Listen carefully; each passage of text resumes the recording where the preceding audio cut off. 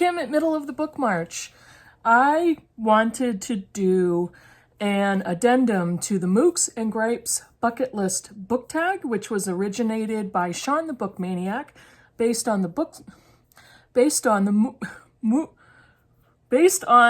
Mookes and Gripes, there it is, podcast. And the whole point of the tag was to present 10 books that you have on your book bucket list.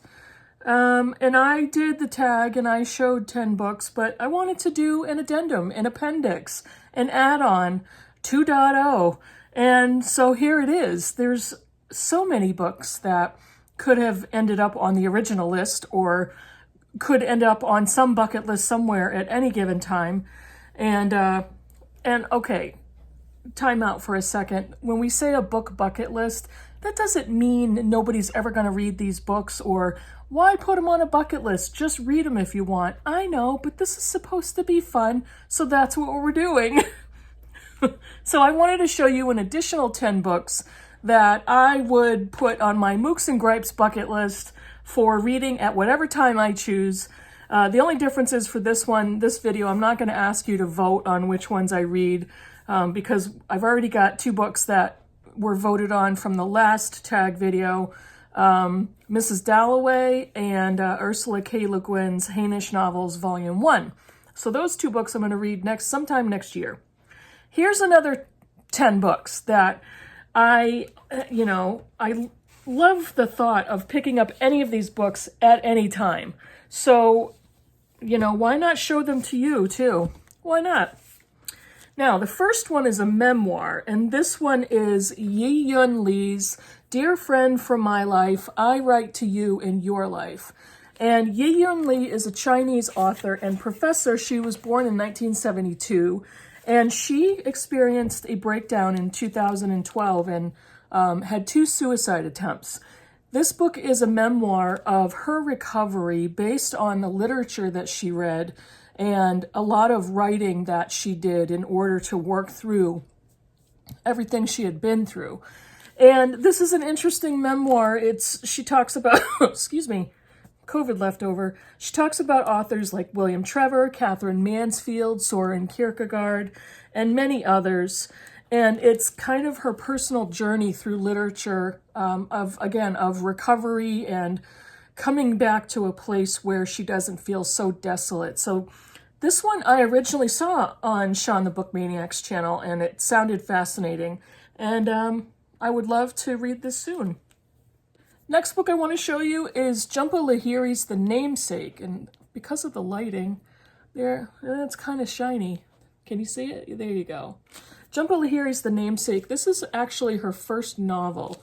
And her very first short story collection, Interpreter of Maladies, won the Pulitzer Prize in 1999.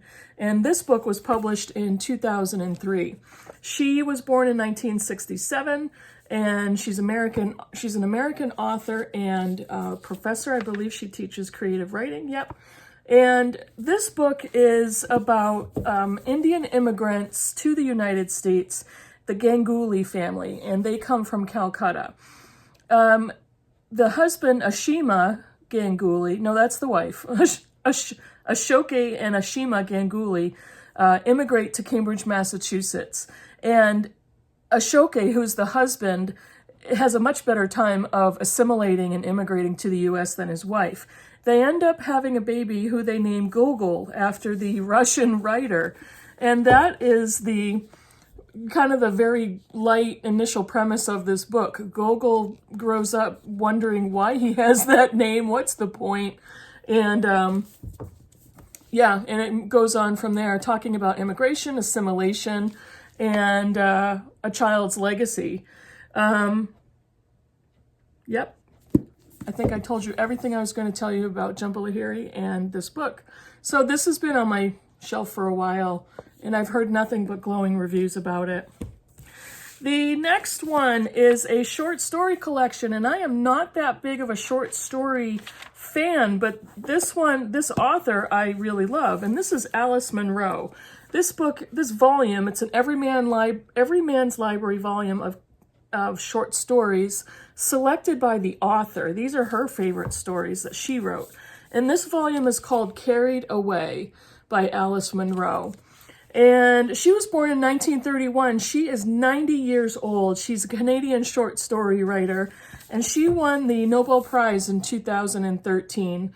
She is beloved as a writer of short stories that have to do with everyday people, everyday lives, families, family function and dysfunction. And this is a volume that I really look forward to, because I would love to get into her head a little bit as to why she would have picked these as her favorite stories. This next one is a very long book that I have been wanting forever and forever to read, and I will in my lifetime read this book. This is The Golden Notebook by Doris Lessing. And Doris Lessing was a a British Zimbabwean author, and she died in 2013. She was born in Iran in 1925. Now, this book, this book is about Anna, who is a writer, and she keeps 4 different colored notebooks. One of them has a black cover, which talks about the African experience of her early years. Another one is a red one that she records her political life. She had her disillusion with communism, which Doris Lessing had much experience about. In a yellow one, she writes a novel. And in a blue one, she keeps her personal diary. And she becomes in love with an American writer and feels like she's emotionally falling apart. And she wants to pull those 4 notebooks into one notebook, which is the golden one. So that's been around my shelf for a while. This next one is sci-fi, and this, I would never have discovered this author if it wasn't for BookTube. This is The 100,000 Kingdoms by N.K. Jemisin. And N.K. Jemisin is I believe she's lived in several different cities, but she did spend quite a bit of time in New York, which she wrote about in a book that the title eludes me, and I will put it in the frame below. She was born in 1972, and she was also a practicing psychologist before she was a novelist. This is her first novel, The 100,000 Kingdoms, which is the book 1 in the Inheritance trilogy. She's a sci-fi writer, and her trilogy, the Broken Earth trilogy, was awarded, each of the books in the trilogy won the Hugo Award, I think 1 year after another. Quite a bit of controversy with science fiction fans and other writers. And this book, I'm not going to read the back or anything, but this is a tale of intrigue, betrayal, and passion in the kingdom above the clouds. And I absolutely love her writing. I love her content. Oh, The City We Became was her latest novel. I believe it's a standalone. So this one is her first novel and first in a trilogy, and I also love this cover. Love the colors, love the design. Yeah, love that.